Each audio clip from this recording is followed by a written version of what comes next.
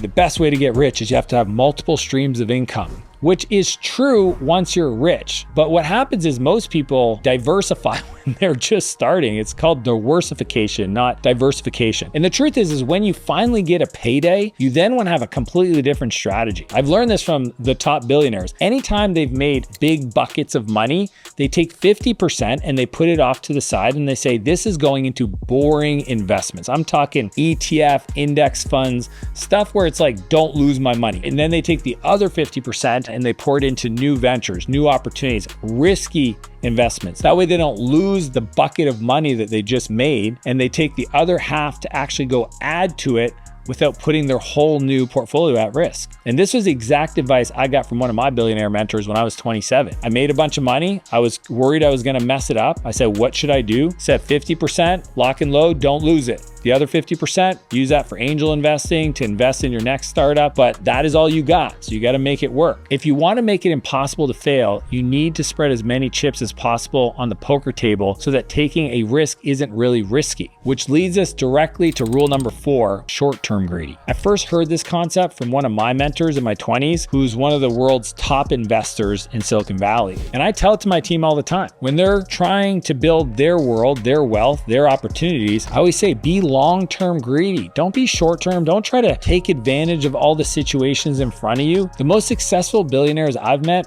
all were greedy for the long term. We're talking 10 to 20 years. They're focused on the future because they want to build momentum. They never get greedy in the short term. Short term is actually silly because the numbers are so small. They get really big the further out you project. What's unique about them is they were actually extremely generous in the short term, which creates a massive amount of goodwill in the market. People want to see them win because they know they'll also win with them. If you want